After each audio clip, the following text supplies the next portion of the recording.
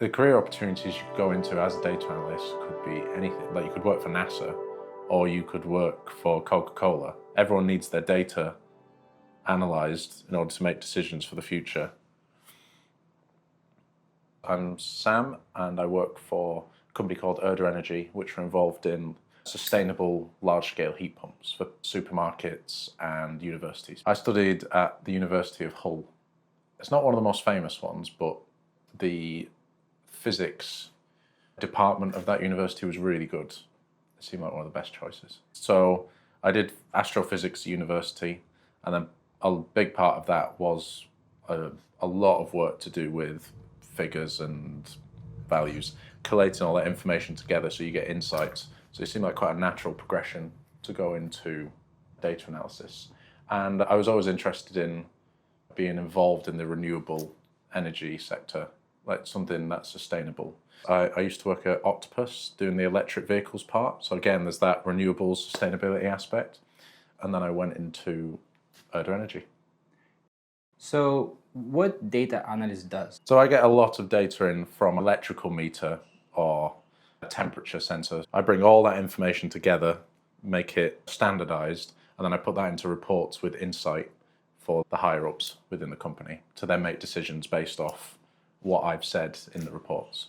So my typical day would be waking up about 7:30 and making my way into the office, because as I work in a co-working space, it's a lot more social, as you can imagine, rather than just being at a desk in my flat.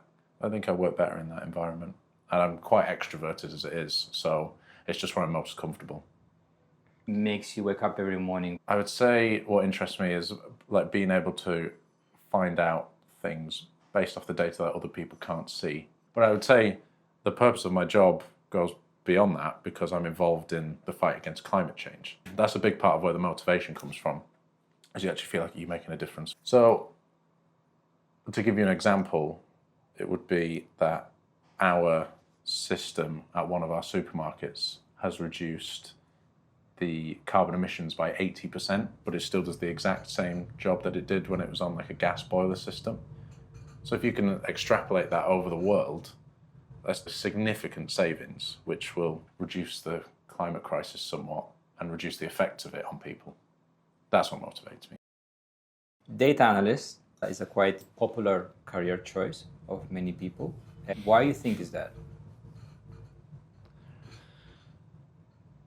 I think data analyst is a very popular choice because so much data is collected that it's only natural that people would want the job because there's more of the job available.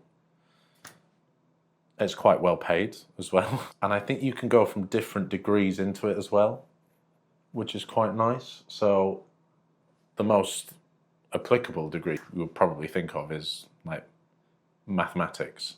But you can also go into it from physics or chemistry. So if you've got a lot of avenues to get into the field, it would only make sense that lots of people try and go into it. What's the bad day looks like? A bad day when one of my bits of code breaks because someone's changed something earlier down the line and nothing's compatible anymore. Then I have to do all this stuff to fix it. That would be the worst part. It happens fairly regularly where something breaks because of a change, which often is given no explanation. It's like, why can't you keep it the way it used to be? And they'll just say, it's just changing. Or they'll say, that's policy or something like that. Those are the bad days. How you deal with the stress? Dealing with the stress is another aspect where you can just have a little bit of a moan in the office and then you all of a sudden feel much better about it. Whereas if you're just sat alone in your room and you don't get the opportunity to talk to anyone, that can stew in your head and make you more annoyed. Whereas being around here, any kind of frustration goes pretty quickly because you probably hear about someone else's problem as well. And then you think, actually, mine's not that bad. Can you describe what kind of lifestyle you have because of this job? Well, the biggest thing that this job has enabled me to do is live in London, because it is quite an expensive city to live in.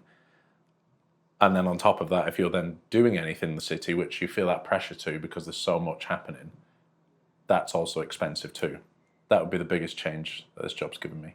So I moved home as a result of this job, having a bigger salary in order to move into London. So this job Is it your passion or it's just work? I would say on a good day, it's my passion.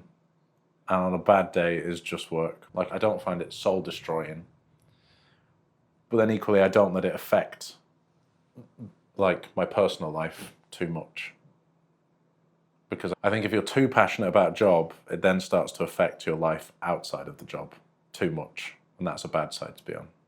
How would you describe your company's culture? Some people are very open to change and want to try new things. Other people at the company just want to keep things exactly as they are, and that can be very frustrating.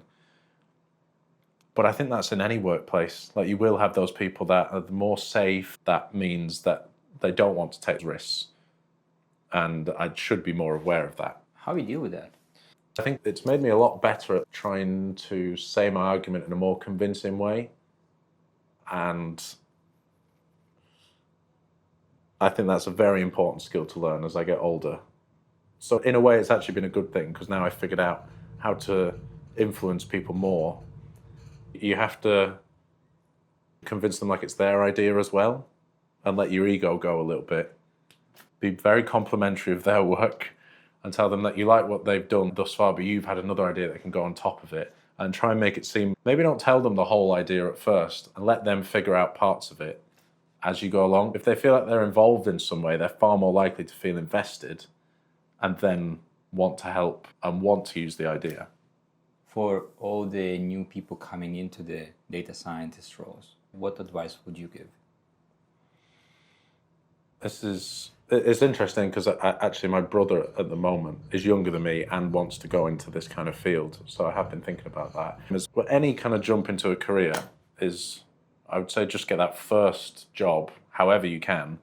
And then once you've got some experience, it won't be nearly as hard as the first time you have to try and get a job. So it could be quite badly paid or something you don't really enjoy, but you only have to do it for like a year or something like that. And the aspect of AI that is changing the whole world right now, where you see your job in that change? I would say data analysis is front and center, to be honest, because the AI can take away all of the slog of data analysis. So like trawling through sheets and sheets of data, or having to look for a very specific mistake in lines and lines of code, you can now just put that into AI and go, where's the mistake? And it'll go, oh, it's in this row. It takes out a lot of the faff and makes it more enjoyable, I would say. And then you can get more into ideas or optimization. It just speeds up the boring bits. Is there any chance that AI could replace data analysts? I think AI could replace data analysts, but it's not there yet. That creativity aspect is lacking at the moment. In terms of just throwing a load of data sheets at it and then saying, give me the baseline facts of what's on the sheet, it's very good for that. But anything more than that, it's not there yet. But it will be in the future, because it's only becoming faster. So how you see yourself if in some point AI is replacing your job? I usually don't think too long term anyway, so it's not something I'm particularly worried about. But maybe I should be. I don't have a huge amount of control, so there's not much point in worrying about it for now.